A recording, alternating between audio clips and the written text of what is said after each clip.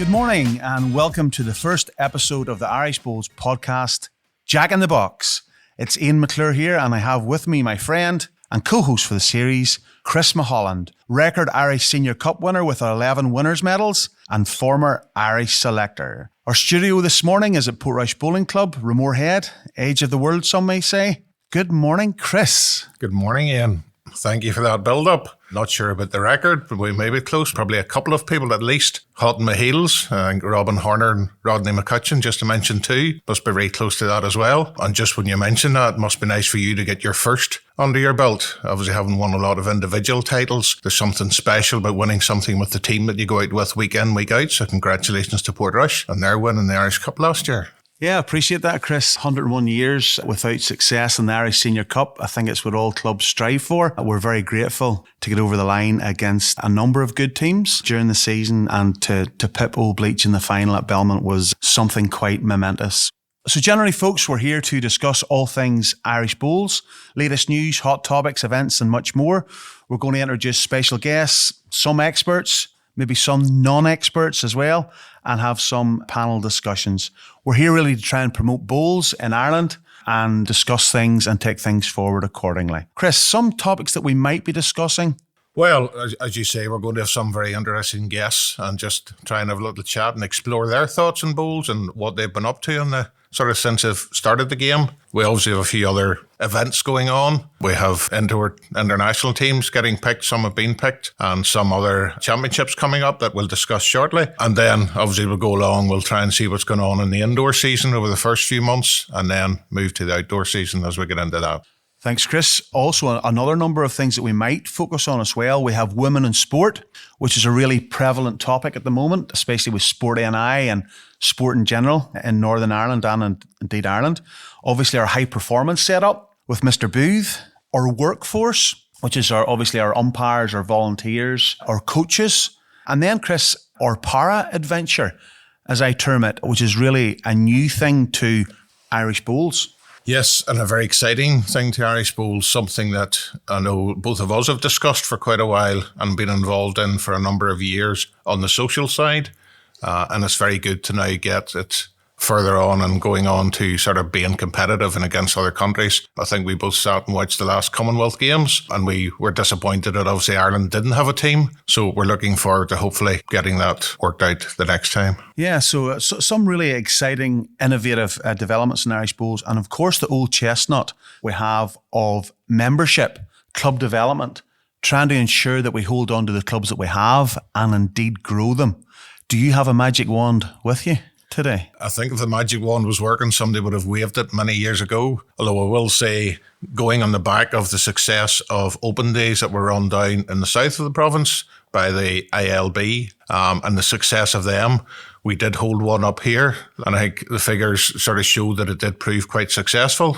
So we're looking forward to hopefully being able to run one more of them next year, which gives an opportunity for clubs to introduce new members and get them hopefully playing bowls. Absolutely, Chris. I think it's the only way forward to try and maintain and enhance our clubs right across the UK, not only in Northern Ireland and indeed Ireland.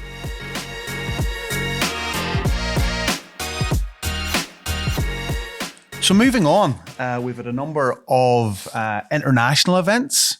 Ireland on the world stage as such. So there's quite a bit happening there. So we're going to have a wee bit of a chat, Chris, around some of those events.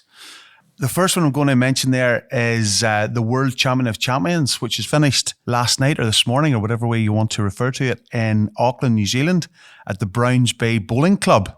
Yes, I didn't actually stay up through the night to watch the last stages of it. We obviously had two competitors out there, our reigning champions in Ireland, Ross McMullan in the gents and Sarah Kelly in the ladies. Looking at the results, Ross didn't qualify out of it, which I thought actually looking at it was quite a tough section. He finished with 5 wins and 4 losses, which probably, given it was his first experience down in those conditions, probably not a bad record really, considering all. Yeah, pretty decent, Chris, I have to say that. And you allude to the fact that his group was pretty tough in comparison to some others. For example, from memory, I think he had England and he had Ross Owen from Wales in his group, which is obviously a tough start. Greens in New Zealand are going to be running really fast. You know, you're talking probably 18 to 21 seconds there. So probably slightly faster than Limavady, I would suggest. Possibly. So good, probably struggled maybe the first game or two just to get used to the conditions, but obviously then settled in and a decent performance. And obviously then Sarah fared very well when she was down in New Zealand.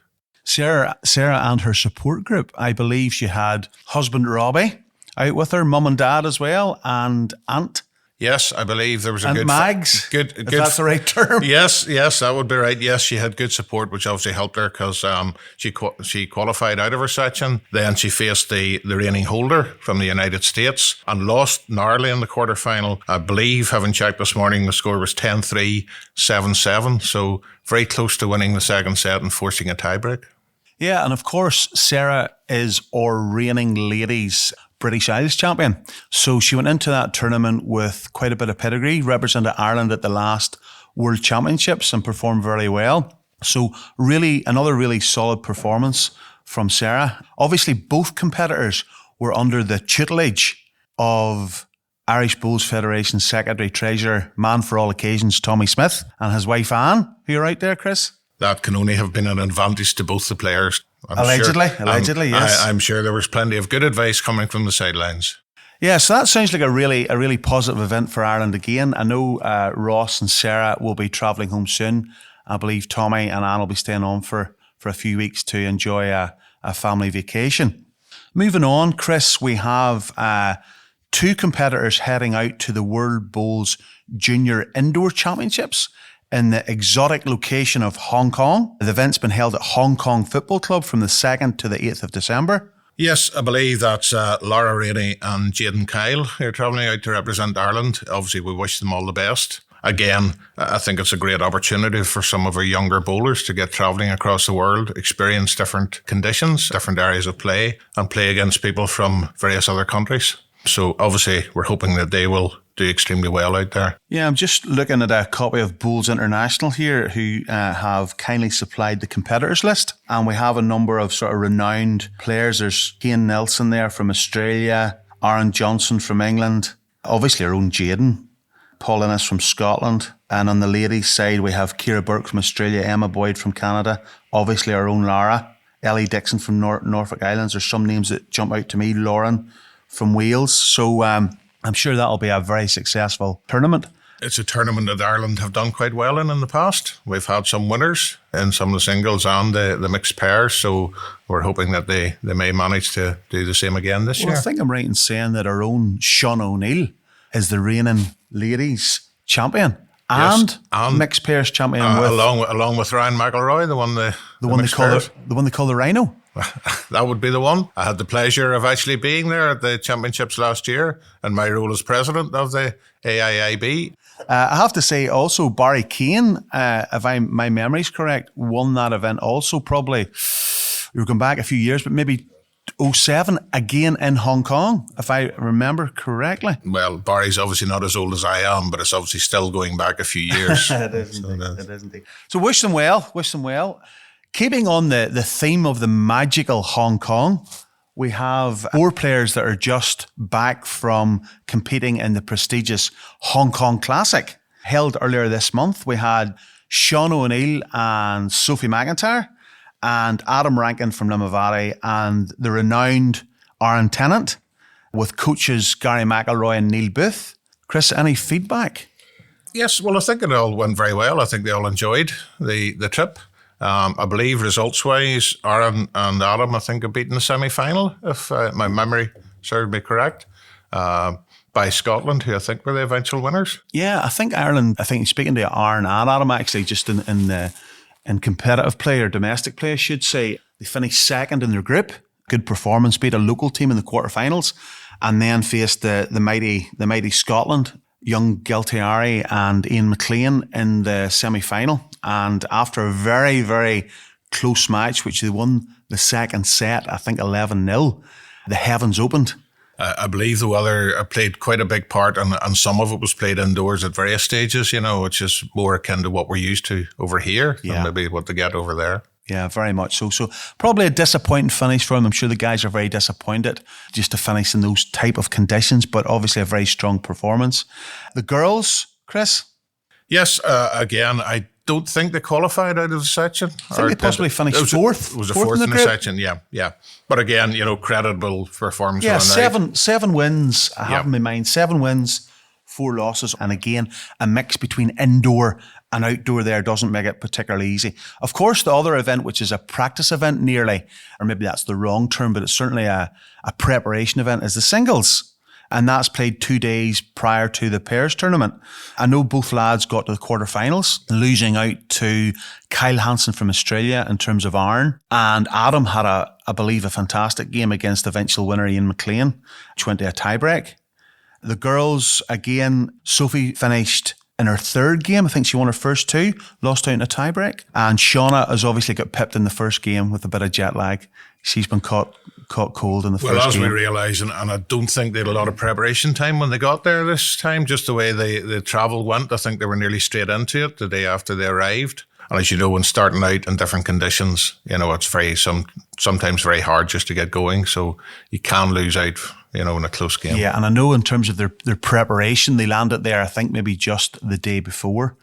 So probably wasn't ideal due to just flight times and things like that. In terms of winners, Ian McLean completed the double. Yes. Obviously a top-class player. Well, obviously been about for a number of years, been a top-class player in Scotland. So he's just proved his worth again. Ladies pairs, I believe, was won by Canada. Kelly McKernahan and her partner. I think that was Emma Boyd, possibly.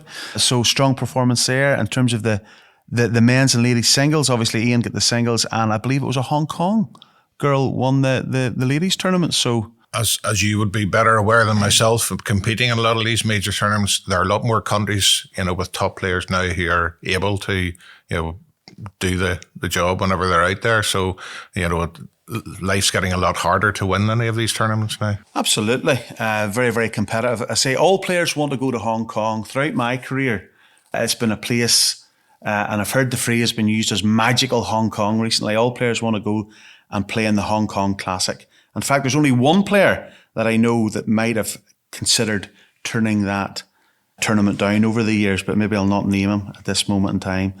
One for another episode, Chris. I'll ask you that when we're off air later on, just to find out. Absolutely. So just having a quick look, Chris, at our domestic scene here in Ireland. One thing that stands out at the moment for me was our County Antrim Indoor Bowling Stadium, which marked their 40th anniversary with a fabulous open tournament. I think that was won by 2 of your club colleagues in Belfast, Stephen Headley and Peter Campbell.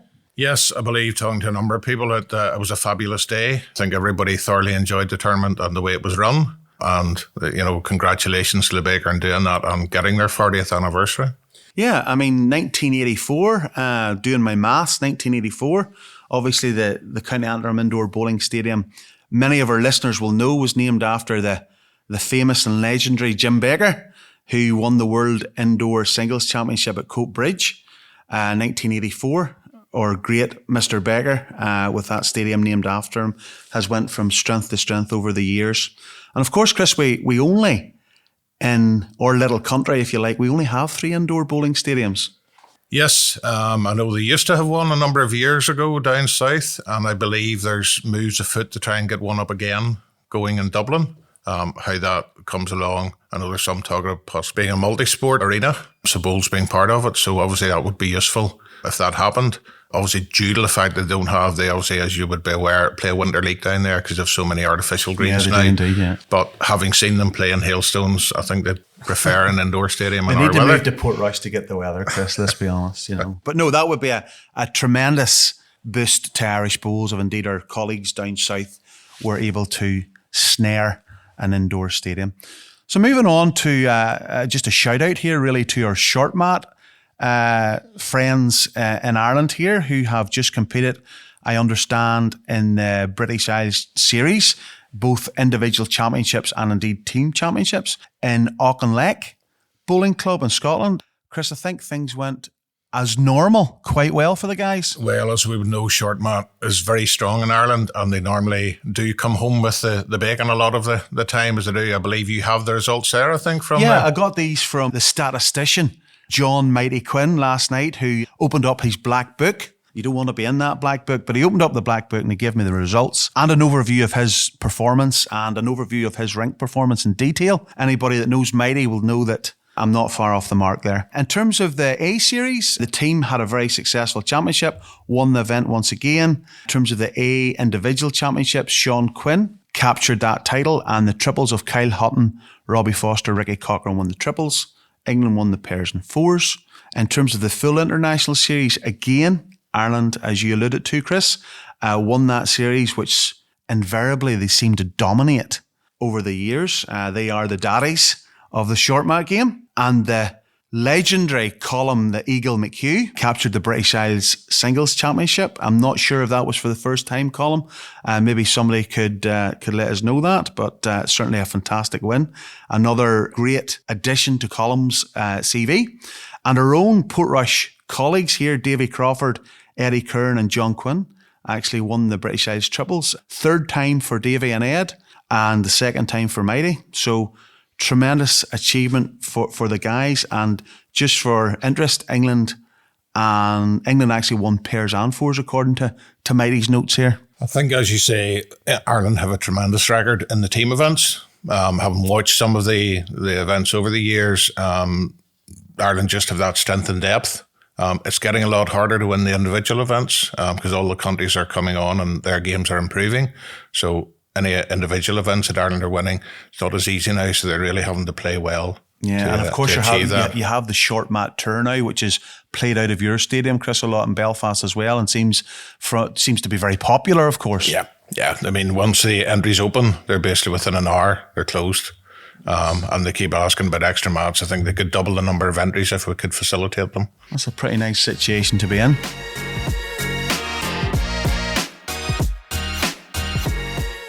We're delighted to welcome our World and Commonwealth champion Adam McKeown to Jack in the Box, the Irish Bowls podcast. Adam, thanks very much for coming along today to have a chat to Chris and I. Thank you for the invitation. It's my first time up in Portrush since the redevelopment, and I have to say it looks fantastic. The whole clubhouse, the honours board with your name on it quite a lot. It's very eye-catching. No problem at all. I know Chris and I have been having a good review of your bowl CV, Adam, and you've had a sensational rise to the top of the sport in a very short space of time. However, I'm sure that being our first guest on the Jack in the Box Irish Bowls podcast series ranks very highly. Yeah, I must say it's a great initiative started by the Irish Bowls Federation. Podcasts are so prevalent these days, and they give many bowlers starting out an insight into what goes on at top level bowls. So yes, it's a great honour for me to come and share my thoughts. Yeah, I suppose that's a very pertinent point. Actually, it's just trying to spread the word about bowls and the good stuff involved in the sport, and it's a sport for all, and actually just to get some insights from some of our top players, administrators, etc., etc. So Adam, just quickly looking at some of the highlights of your CV, just for any of the uneducated out there. Irish, British, World, Commonwealth champion by the age of 24. World ranking high of number 20. Played at the highest level, obviously, in Ireland and indeed Australia. Multiple medal winner at international events. So I'm going to make a real big call here. I think you're going okay.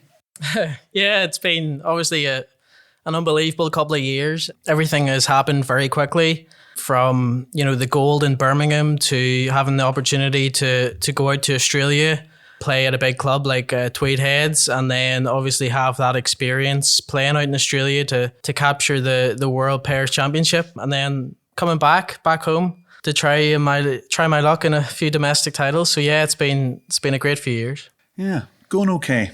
I have to say. So I guess what we're going to do, Adam, we're just going to have a quick walk through your career to date, pick your brains on a few interesting topics, and just have a bit of a conversation around that. So how did you actually get into the sport of bowls, and what age were you? So I got into the sport around the age of 4 or 5, and this was through short mat. My grandfather, my dad, and my 2 brothers all play the sport. So I started at Greencastle Methodist Church, just coming down every Wednesday morning with the members and having a roll. Then I moved to outdoor at the age of around 11 or 12. I made the move to Mawsley, which at the stage was quite a big jump for me. Mawsley short mat, Mawsley outdoor, where my brother Ryan played.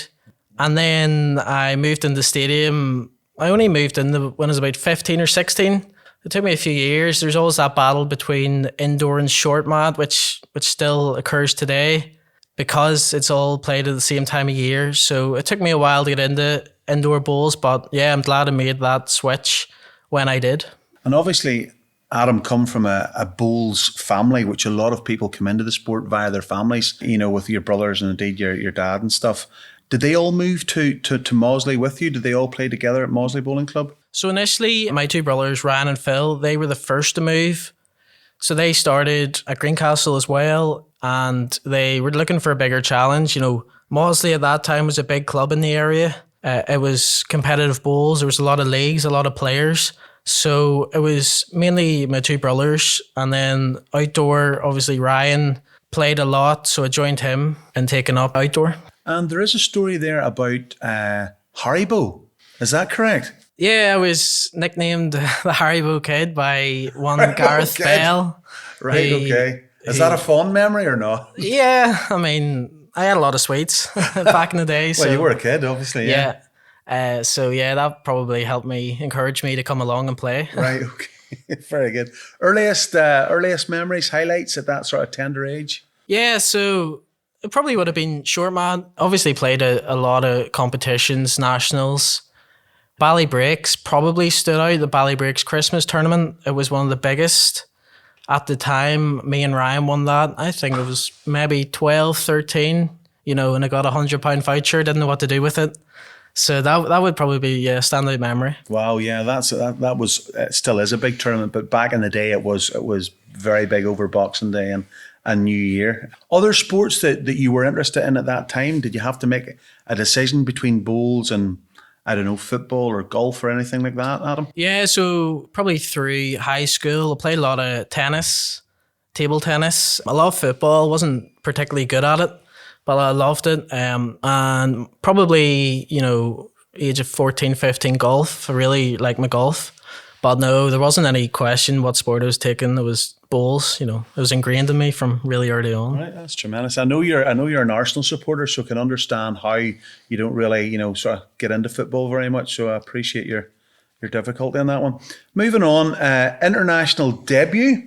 Obviously, it didn't take very long until you donned the green shirt of Ireland in under 18s and indeed under 25s. Is there anything that stands out there that you can tell us about? So my first real taste of international bowls would have been the under 18 test matches, which were organised with the Scottish young bowlers. So this took place annually at Old Bleach Bowling Club. I think 2015 was my first experience. Then I moved to the under 18 indoor in Aberdeen in 2016. Wow, yes, I remember those couple of events. I think Chris and I were actually involved in them in terms of helping to manage those sides. So I know there's obviously a number of talented bunch of your comrades, if you like, that came through at that time. You know, Dean Mills and Jack Moffat, Chloe Wilson, Ryan McElroy, Shauna, Sam Barkley, the Rankins, Lara, just to name a few. And I know you also participated in an initiative that was driven, and you were part of, Chris, the development squad around maybe 2015-16, which was quite an innovative thing in Irish bowls at that particular point in time. It was, Ian, yes. I think we had looked at what was about for the younger players at the time, so we thought we'd try and do a development squad just to help them come along and hopefully pass on some of our knowledge. And I believe we got a few people in to chat to them just to give some tips and advice on how they had in their career. So, Chris, what you're saying is there we can take a lot of credit, you and I, for Adam McClure being a World and Commonwealth champion. Is that what you're saying? Well, I think that stands to, you know, that's quite obvious. Yeah. No, really. I'm happy with that. Obviously, this was all pre-Neil Booth and high performance and all of this, but no, we'll take the plaudits and move on. Yeah, good. Adam, your senior international breakthrough then, when did that occur, outdoor and indoor? And a test for you, can you remember your rinks that you played in? Of course I can. I'm named the brain for a reason. So 2018 would have been my senior debut, both indoor and outdoor. Indoor would be Paisley, outdoor Leamington. So my first rink indoor, I would have led Robbie Kirkwood, Stuart Bennett, Ian McClure.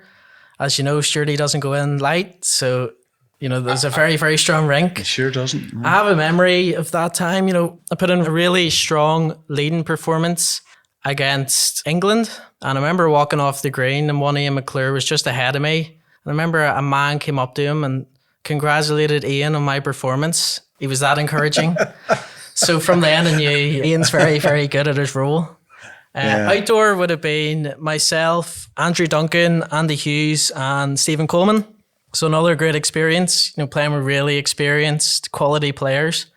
The outdoor was kind of Ireland. We actually captured the title in 2019. So probably some of my fondest memories have been representing Ireland, whether it be under 25, senior, international level with the full 5-6 rinks. Yeah, I remember that story about the gentleman congratulating me on your performance. That's quite funny, to be fair. Forgetting the fact that you have to throw the bowls, of course. Any significant difference in terms of moving from junior bowls to the step up to senior international? Anything you could share? Yeah, I've been thinking of this question quite a lot recently.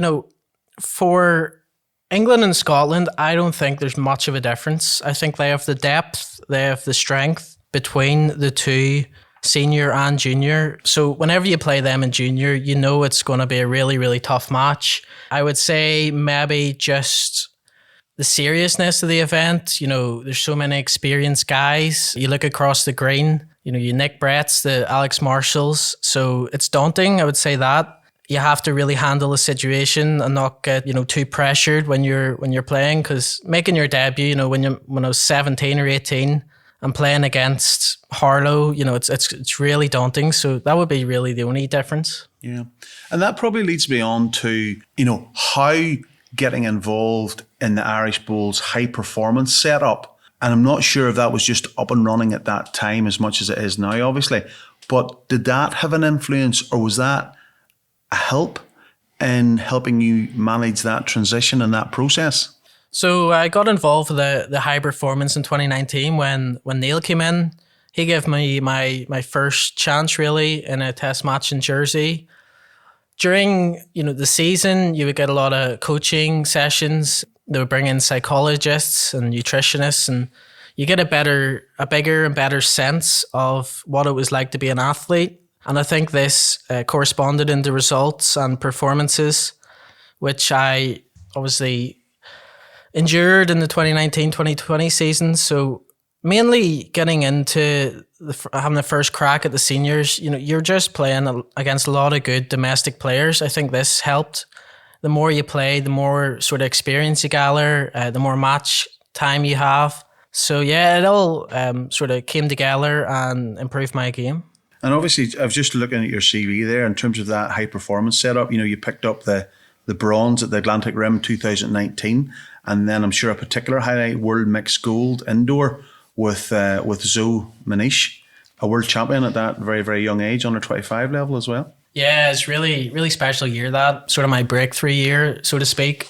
Having the opportunity to play Atlantic Rim singles at 19, it was incredible. Playing so many different countries, there's no easy game there.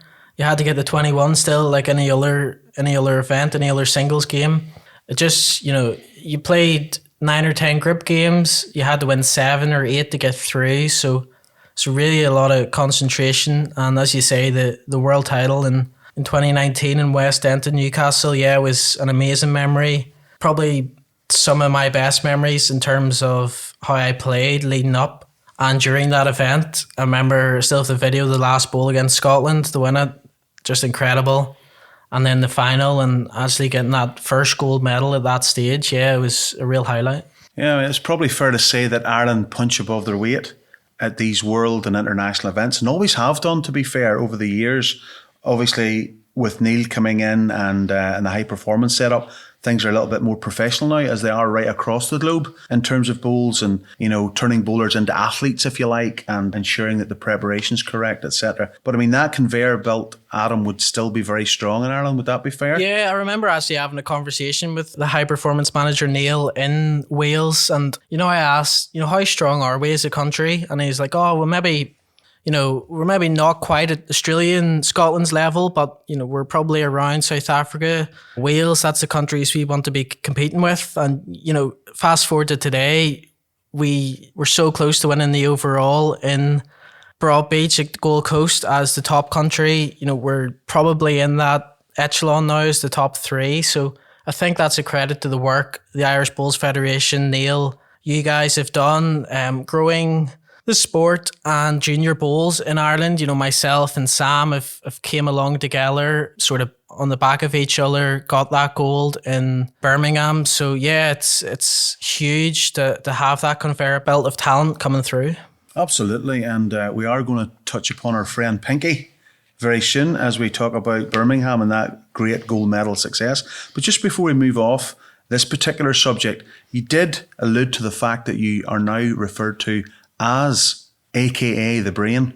Yeah, so during my obviously debut international series, I was, pitted with one such Ian McClure. What a prospect that was for a 17-year-old to be baptised into the world of senior bowls with McClure as your skip. So yeah, I picked a good few shots for him. He managed to play them and he coined me the Brain. So that's where that comes from. There you go. My goodness. Okay, major breakthrough, Adam. Looking now at the Commonwealth Games 22. Obviously, globally, we had COVID, but by that time when COVID was over, you were probably a prime contender for the Games for Northern Ireland 2022. How did you appreciate that involvement and that high performance setup? And what realistic expectations did you have of, getting selected? Yeah, so coming out of COVID, obviously there wasn't too much major events on. I would give credit to Neil and Irish Bowls for organising so many test matches in the lead up. They were key in competing against other high level countries. And I was thankful I had a few good tests leading up, playing against Darren Burnett in singles or Sam Tolshard, had a few good wins. And this sort of propelled me up to, as it was, selection. But it was still, the word I would use and has been used throughout Birmingham was unbelievable to get that nod and to be considered for selection, and a top 5 player in Ireland, something I'd never thought. At such a young age. What age? Remind me, Adam, what age you were? So I would have been 21 when I got the selection, 22 when I played the games. Brilliant, absolutely fantastic. And obviously to receive that news, or how did Neil deliver that message to you? Was it a phone call or was it a text? So it was actually a text message. I think because there was 10, 12 people with a chance of selection. So everyone receiving it at the same time was crucial. And yeah, I was just sitting down, got the message through. First thing was texting Sam. We couldn't believe it. We've only been playing bowls. It would be outdoor bowls 6 or 7 years, and to get the chance to play at the highest level and sort of the biggest competition you would look as a junior would be the Commonwealth Games.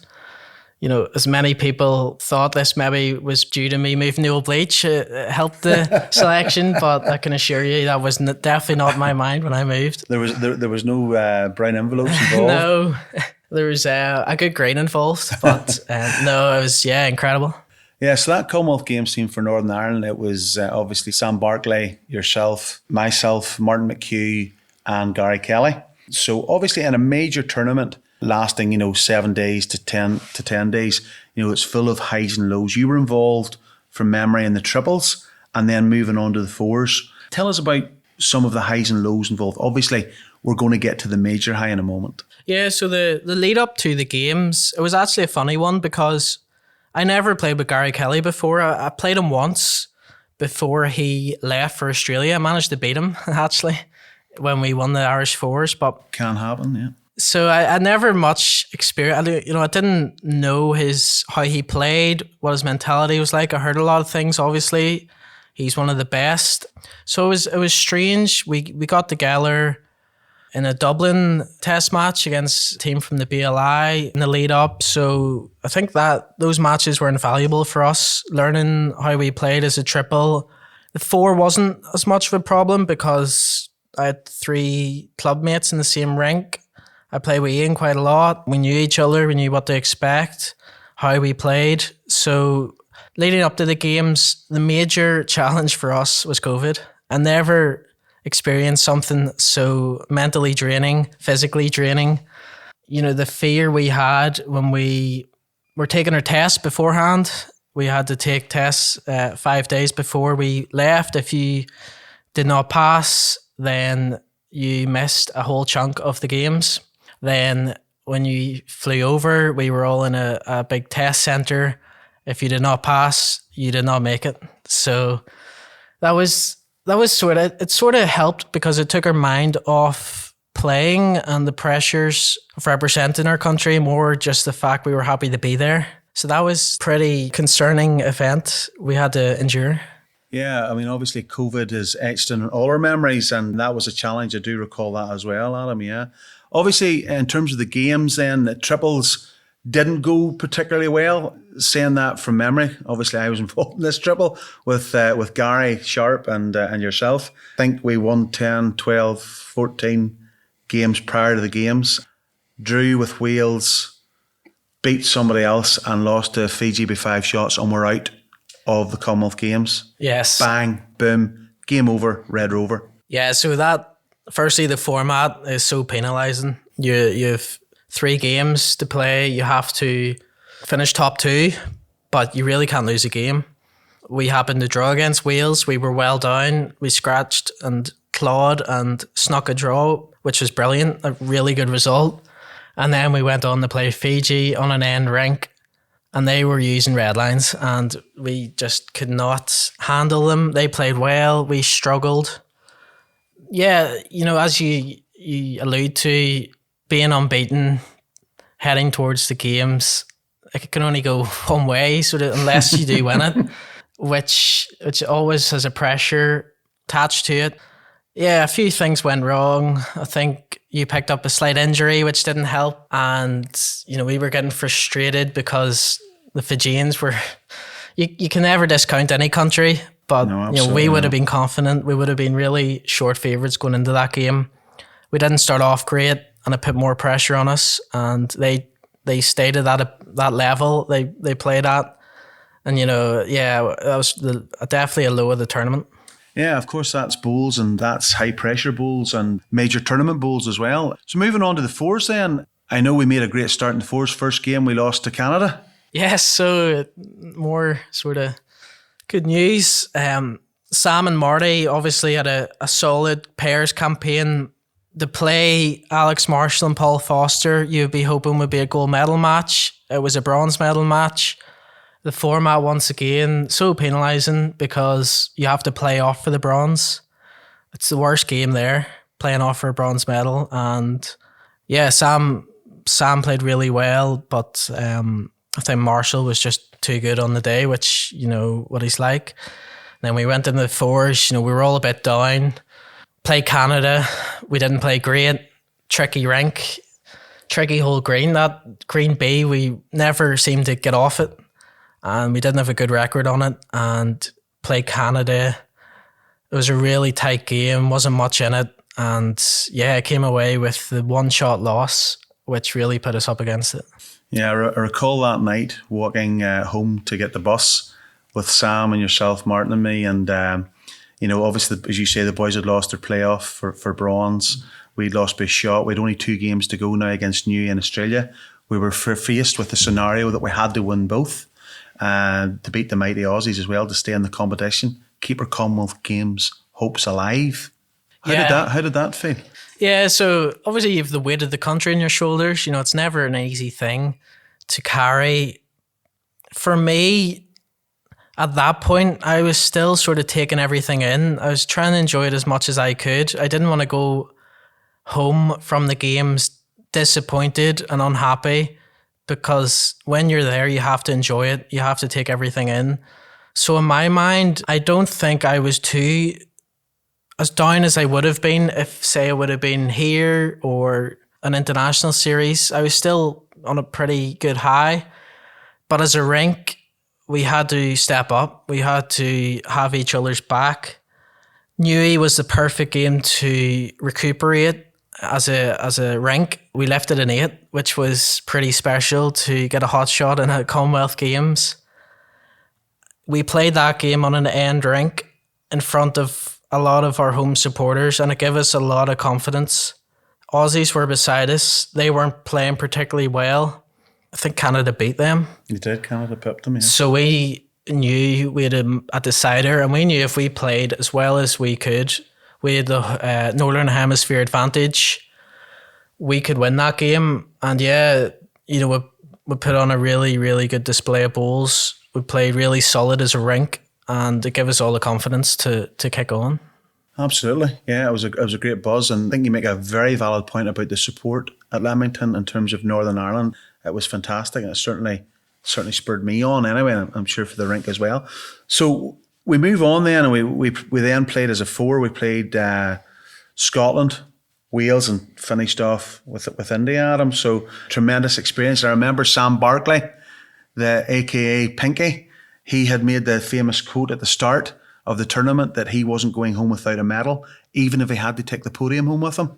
So he was getting something out of that games. Turned out to be true. So how did it feel for you and for Sam as the 2 younger members of the group, stand on that podium, gold medal draped around your neck, your first Commonwealth Games, flag flying, Danny Boy playing?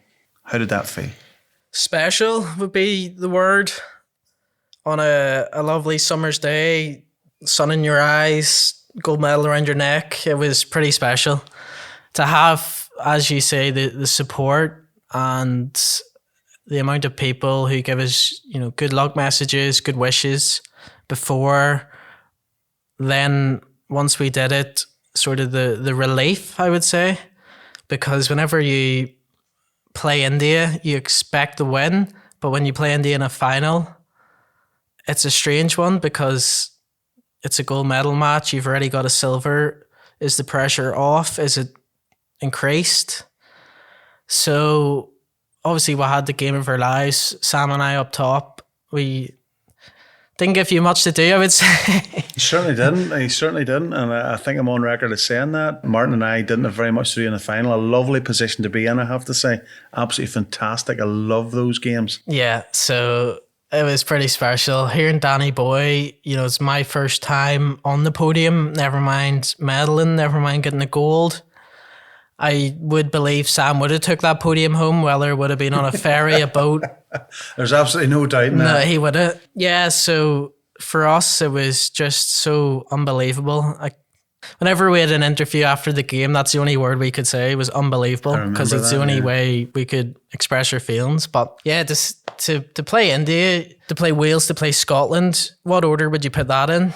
Our final was Scotland. I do believe our final was Scotland. And I keep remembering that Wales game because it's probably the best skipping performance I've seen in the Northern Hemisphere by Marty. He walked on water that day, and the whole event, it was just sort of peaking for us those 2 days. Yeah, it was certainly remarkable, and obviously with bowls, the Commonwealth Games is indeed the pinnacle of our sport, and it's great that bowls is obviously involved in 2026.